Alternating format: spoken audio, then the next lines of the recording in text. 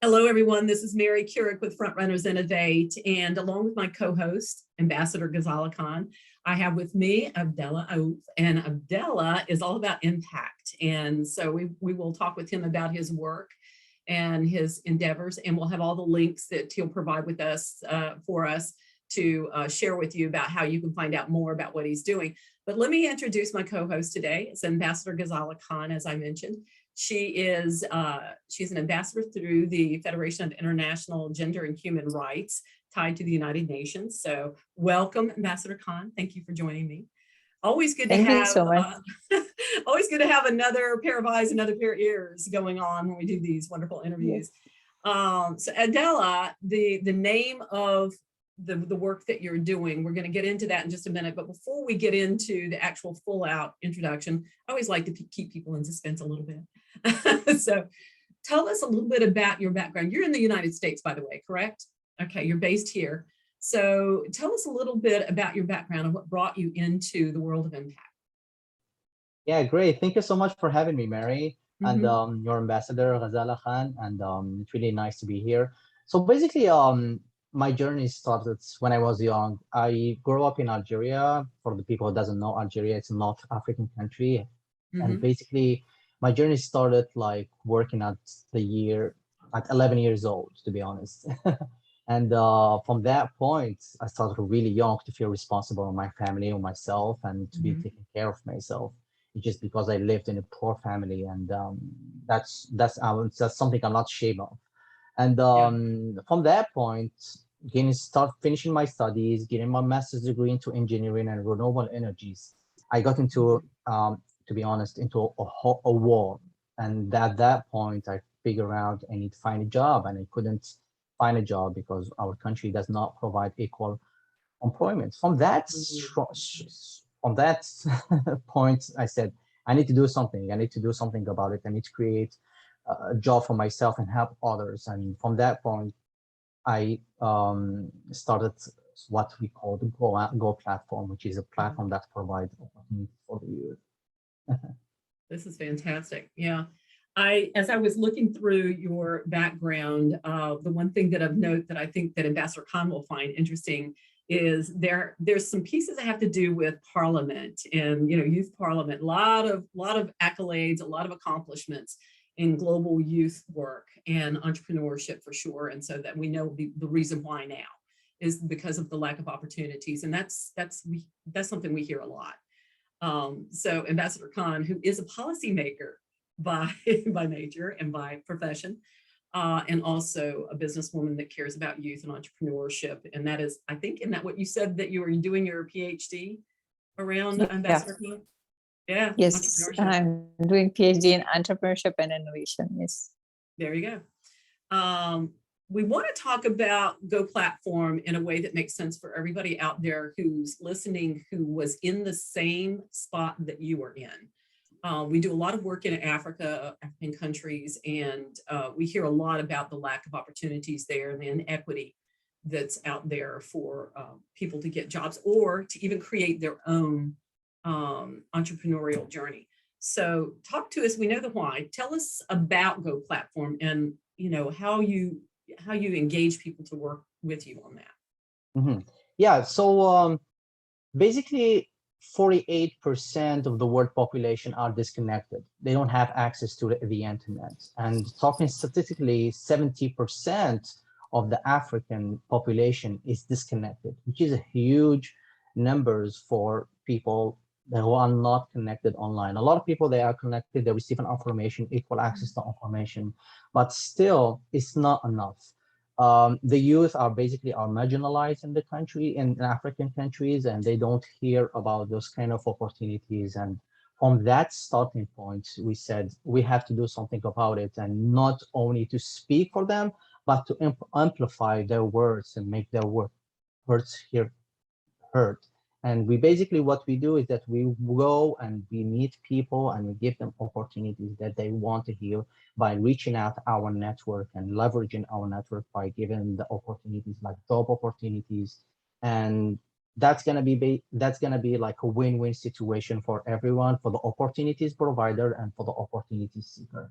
And what we do at the Go platform is that we are a tech solution, but in the same time, we work a lot offline by our huge network from all around Africa, and we reached over 3 million young people in Africa at this point.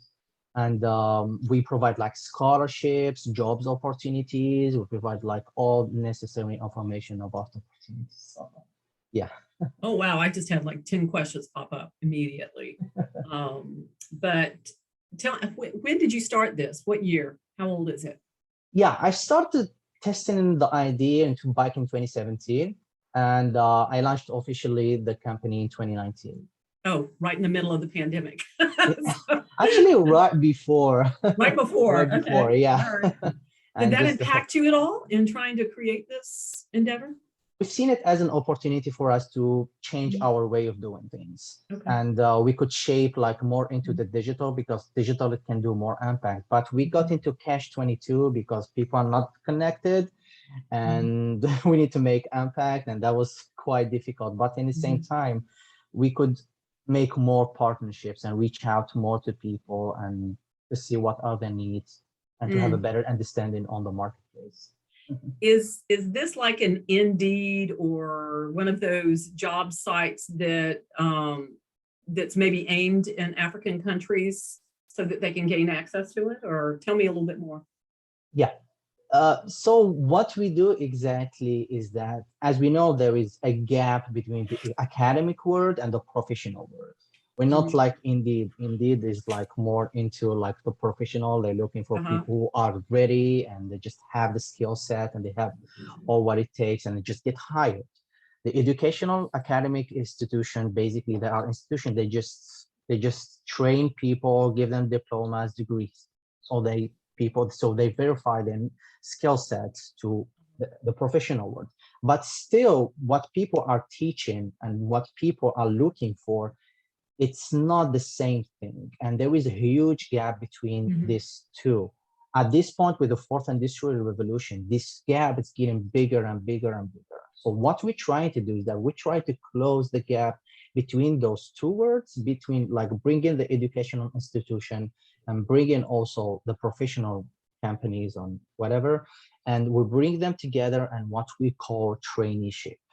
So we provide opportunities for those people who are looking to have a scholarship and in the same time having a job position, and in the same time they can work all together in a harmony. So we try to do this because we believe that that's what's gonna make the world better. It's just education is really important, and without education we cannot move forward. Okay, just a little bit more about the operational side of things so that Ambassador Khan and I can get a feel for how the business flow of this happens. So walk us through when somebody, who I'm assuming that what you're looking for is not only the ones looking for jobs, but also the people who have the jobs. Okay, so walk us through when you get, somebody that's an employer. What do they need to do? What do they do when they get to your site? Yeah. An employer comes with a requirement and certain skill set, but in the same time, you could not find like that skill set that's looking for. It's just because it can be expensive, it can be time consuming, and especially with the fourth industrial revolution, the digital skills are not there. There is a huge need in this field. So what we do is that we bring someone who we find that really has a really good profile, and when I say profile, it's not like what he achieved before, but his motivation and his inspiring for the future. And we invest in those people. What we do is that we try to secure scholarship by our partners, educational institution. And at the same moment, they work into the company. It's going to be like as a trainee or as an internship, and it's going to get paid for it. Are they going to pay for it in the same time? So it's going to be basically a win-win situation for everyone. Company is going to receive, going to fill the position at least temporarily to test out that person. It's going to have what it takes to fill the position, and the universities are basically having more customers or students into their colleges, and we're going to win. It's a win-win situation for everyone. That's interesting. So do you have a database then of people who are looking for positions that have their resumes on your? Absolutely. We have, Okay. Do we you over handpick 3 these million. people, or do they look for themselves, or is it both? We look for those people. We look for the people who we think that they have what it takes, and we invest in them, and we provide them this kind of opportunities. Okay. At the same time, we also provide like information to other programs or for the people who are Sure. looking to apply by themselves. So we provide equality. Do you vet the people that are coming forward on either side of the house? The Excuse me? employers and do you vet them, filter out, make sure everybody's legitimate and is who they Mhm. say they are type of thing? We have system that basically can evaluate the employers, and it Okay. can also evaluate the employees. Yeah, because And, if you're going to invest in somebody and you're bringing them to a company, you want to make sure you're bringing a good candidate and not somebody who 5 minutes after they get there is going to be, it's gonna be gone. sorry, not for me, out. Absolutely. I mean, you can't guarantee, there are no guarantees in this world that that's not going to happen, but you know, you want to try to, you know, minimize the risk is what I think I need to say. There is, I think there is also an aspect of psychological aspect is that people in Africa, they're more grateful into opportunities. They don't take them for granted. so. And they basically, if they're gonna receive this opportunity, they're gonna feel appreciated and they will Yeah. not mess it up. So that's mindset of the African mindset that basically I love about, and I'm really proud to be an African. Sure, and we run into that too, Ambassador Khan and I. They're just so grateful for any connection with somebody who's going to try to help them, you know, for the most part. Two more questions, and I'm going to turn it over to Ambassador Khan. I think maybe she might want to talk to you about the entrepreneurship piece of this, because this is jobs, this is careers, and I know there's an entrepreneurship piece to this. You're global, correct? Okay, so anybody, anywhere. Do they have to speak English, or is there a translation piece there? I think the English is necessary. Mhm. It's just because it's the international language, and Sure. communication skills are as Okay. important of You any need requirement. to partner with somebody who teaches English. We can help you with that. Okay, so we can help you with that. Privacy issues, because you're dealing with people's private information. Have you thought about blockchain? Have you to integrate, or you tell me about the privacy piece of that? Mhm. Yeah, regarding the privacy, actually it's 21st century conversation, and Yeah. we try to make it regarding the access to the databases and regarding all the necessary information for the employer or the employees, not as minimal, but it's only for what's required. So we have basically an algorithm that works for us that can protect us from cyber attacks, and Yeah. we have a special team regarding this point, and we try to make it a little bit decentralized from the conventional platforms, so we can, when someone's going to try to hack us, is not going to find where exactly. So we thought about it like really truly. It's just it is 21st century, and we cannot Yeah. afford to have any data leak or Mm-mm. data breach or anything, Mm-mm. especially at this Yeah, point. there's too many, you know, about the GDPR and all that. There's too many of those issues popping up all over now. And although the healthcare industry is the primary target for, you know, this kind of patient information going around, it doesn't matter if you've got somebody's home address or mailing address or email address or phone number, and you know you probably are dealing with some of that there, then as secure as you can possibly make it. It's going to be good. And they ain't going to run into issues with these other countries who, like my understanding with the UK is that they will put your butt in jail. They are not kidding. They will, and it will be an extreme fee that you will end up paying for that. And it's crazy, but I've known some stories about that. So you definitely have to be really careful about that. Ambassador Khan, please step up and talk to him a little bit about entrepreneurship or whatever questions you may have about this wonderful platform. I love it.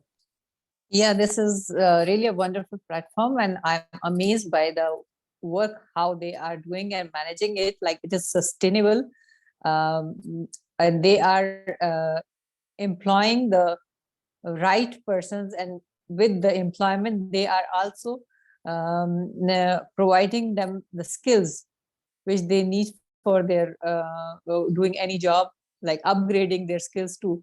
So in human resource, I always suggest that and stress that it is very important that invest on the employee so that he can be a capital for you in the business, and hold him like a family so that he will never leave you. Because in most businesses or in the jobs, people leave their bosses or their companies just because the bosses don't care, and they don't upgrade their employee.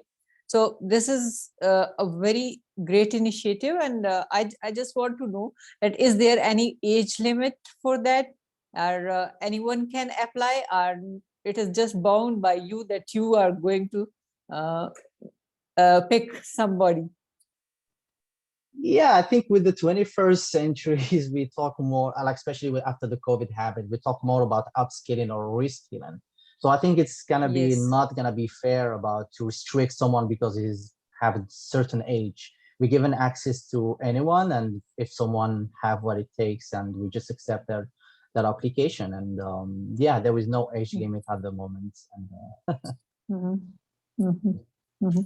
I would like to add that as my PhD is on uh, soft skills, like what the competencies, what the innovativeness, and what the network competence is important for the business success. So if you are not thinking, or you already added it, I would suggest you to add the soft skills trainings to the employee.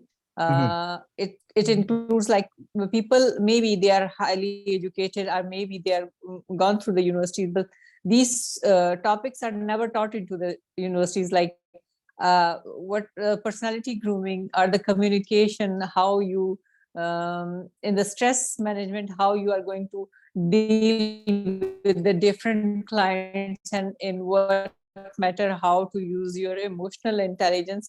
So these are the most important skills and tactics, I think, after COVID, because when you are mostly online working, and still you have to hold your client, providing them the best opportunities and the best services. So it's very important, because sometimes people know how to do the written work or paperwork, but they have a lack of confidence in communication and talking with the client. So yeah, these are my absolutely. suggestions. Absolutely. We have, as I said, we have a system that we can evaluate like students, and part of the evaluation is three main parts. We have the hard skills, and we have also the soft skills, and also the psychometric test, where we can decide if that person have the personality and have what it takes to invest in. So yeah, we already thought about it, and soft skills, it is one of the pillar that we focus on. Is just because with, as you said, without soft skills, we cannot communicate, we cannot work in a team, we cannot collaborate, we cannot, it's really important in every company or organization culture to have these skills, and to be as much as productive, but in the same time, keeping the employee happy. And because the happiness of the employee, it means better productivity, it means it's better impact, it means it's a sustainability for the business itself. Yes. So yeah. That's great. It's amazing. Yeah. I wanted to kind of, since you guys are talking, and because I know that Ambassador Khan is busy with policy making issues and has done really a lot of work that has actually gone to the AU and the EU in terms of getting it moved toward the law aspect of things, so that you can actually make changes. I see that in you. So where are we going with that? What's in your mind and your heart? I mean, are you going to utilize those skills and that knowledge to do something beyond the platform, or has the platform totally got your attention right now, and that's all you can put your energies toward? Yeah, is it a question for me? Yeah. Oh, okay. Okay, yeah, Yes. I had the chance to meet with the policymakers back in my country when I was in Algeria, like in 2019, beginning of 2019. And I could work like with the Ministry of Industry. We could pass a law about the startups law, and in order to empower the ecosystem and to give more visibility to, as a country, as an economic party of Africa. And from that point, I think the the government has moved forward and create by its own startup ministry in order to empower the ecosystem and the youth and bring all those entrepreneurs into the surface and giving them visibility of what they're working on.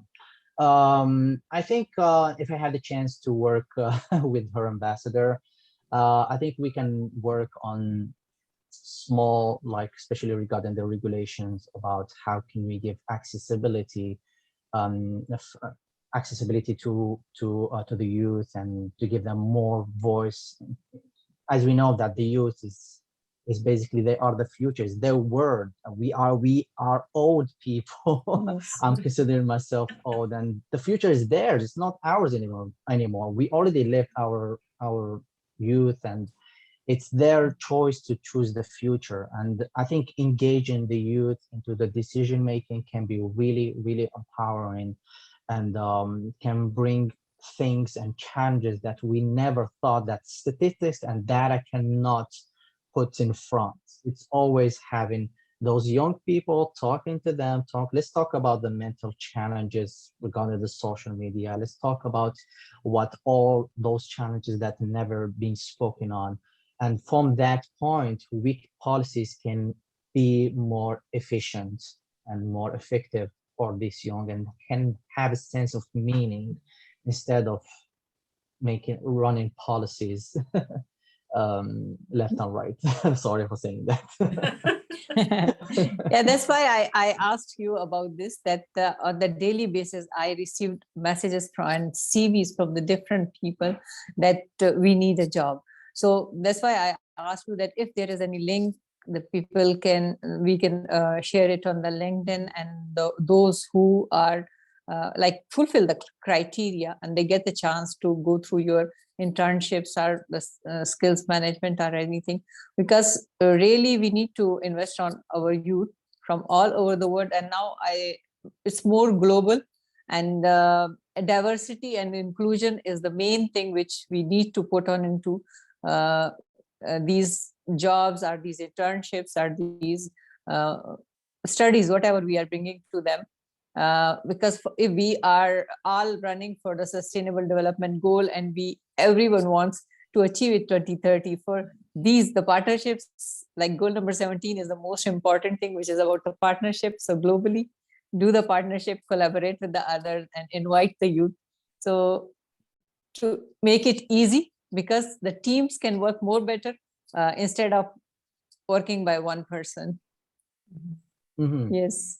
Yeah, absolutely. Yeah. Especially the youth at this point, they're just with the great resignation in the US, they just don't want to work for big corporate just like that. They generating profits and they working from 9 to 5, and it's not productive. You cannot see the impact of what you're working on. And they just want to adapt to the values of the SDGs. And we as a company, we already make it we work on as a pillar. So for our work, we try to improve the quality of education. We try to give equal accessibility to information. We try to give, especially for gender equality and equity, as we like to call it. And for regarding the employment and salaries, and providing those is part of our values. And all the people who are working with us, they all embrace the same values, and they just love what they are doing. I'm not just trying to be biased just because I'm working for this company. I'm just saying the truth. We have a conversation, we talk, we're like a great team, and especially people can see the impact of what we are doing. And at this point, we have no leader. We are all leaders. We work all together. There is nothing wrong or right. We have a learning journey, and we're just keeping it simple and just looking for impact as our main purpose that we find. That's fantastic. I applaud fantastic, you. Yes. Yeah, applaud you with all the efforts that you're doing. We want to kind of end up this interview and talking about a couple of things. And the first thing we want to share with people is, if you resonate with everything Abdellah is saying, and I know you do, you're going to get a chance to hear him in January and on a TEDx adventure. So talk to us a little bit about that, Abdellah, and then we're going to ask you about some partners you might want to invite in. So tell us about the TEDx speech. Yeah, so back in 2020, I got into surgery, and after some few days after the surgery, I received a phone call from doctors. And from that point, it was a life changing, and it flipped my entire life. And I've been diagnosed with a cancer. And I think it's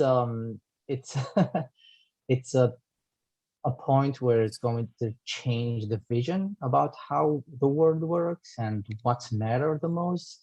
Most of the time we get like distracted with small things with the word. We try to focus on our work, on being more productive, and which little bit we neglect our family or neglect the people that we love and neglect um, friends, and it's just because we think it's part of the journey to sacrifice a few people that we already know. They can wait for a while, and I'm just trying to be straightforward. But I think at this point, at this stage, I could value what mattered the most, and I would like to share my little bit of my experience, and just who knows what the future is gonna bring. It's just at least I'm gonna leave small impact in one person who will be sitting there, and I changed one thoughts that he had, and that's what I call it an impact. The small impact is what I'm looking for. So this speech, where is this going to happen? The TEDx? Yeah, it's gonna happen in Skikda, Algeria. In Algeria, going back home. Okay. Yeah. And it's on January 22nd. And I know that there will be a YouTube to follow that. So if we can't go to Algeria to see, we'll be able to hear it for sure. And you'll share it with us, I'm sure. But so congratulations on that. And honestly, what a journey you're on, and what a role model and example you are for so many others. So, you know, blessings to you and prayers to you on all of this that you're going through. But so tell us, who do you need to help you move this forward? What kind of people are you looking for that we can help you? That's a good question. What maybe won't be looking for impact investors, and maybe some people who believe in the same vision of what we are doing, and people who will be active with us. We don't look, we're not looking like for money, but we're looking for people who will be engaged with us. Because if we want money, we can just go to the bank or just go to any angel investor. We want someone who loves what we are doing and who shares basically the same passion. And most of the time, people who share the same passion, who being into similar experiences, being marginalized, or basically face any challenge that we faced in the past. And we look in this kind of people who already face the same challenge and can move forward with us. So yeah. Well, from the marketing brain here, and I'm going to let Ambassador Khan come up with this too. My thoughts were, are you looking, because you mentioned you partner with universities, are you looking for more colleges and universities around the world to partner with? Absolutely. Absolutely. Yeah, we're looking for colleges, and if any company who are interested in our services, they're welcome to to reach us. All right. And Ambassador Khan, any questions around that, about partners that you can think of, but probably he may not have thought of? That might be good for it. Yeah, I just want to ask that they are collaborating with the universities and the colleges, and also maybe they are looking for the companies and industries who wants to employ, provide employment to these people. Yeah, Okay. sounds interesting. Yeah, very good. Right. Are you looking for more candidates? Yeah, we run like on twice a year. We run like call of application for those students, and we take a lot of students, and we have received like thousands of applications. And we try to make it is a little bit tiring to read everyone application, and to try to give equal right of time of reading it, and try to see it not to be biased. It takes a lot of emotions from you. And we, as I said, we run applications like twice a year. We already have like thousands of people every year. So you're more looking for the employers than potential employees at this point. Yes. And then partners, maybe partners that could also offer some of what, like Ambassador Khan was talking about, some trainings that would be good for you to partner with maybe some entities that do some of these types of trainings that you're talking about, that would enhance what you're doing and make what your platform more valuable, actually, to somebody coming forward. So I think that would be something really interesting. I have 2 or 3 people in my mind. So if you'll hang on after we get off, then maybe Ambassador Khan and I can talk with you for just a second about that to see if we're on right track with that. And if so, then, we'll kind of work toward that end. But thank you so much for what you're doing and the impact that you're making. I heard you say something around 3 million that you're impacting at this point, and only to have legitimately started operation in 2019. I think that's quite a win.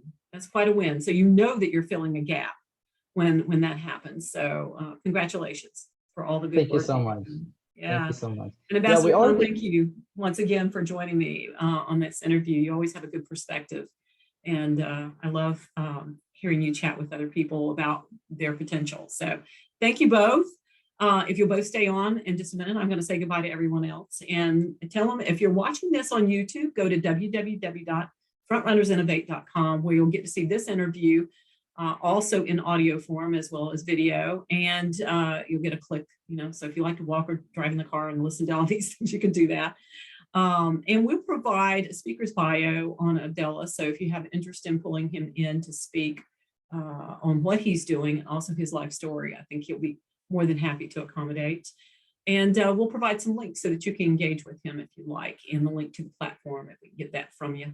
Sir, we'll be more than happy to share that around. So thank you, everybody. We'll see you next time on Frontrunners Innovate. Bye-bye. Thank you so much. Bye. Thank you. Bye.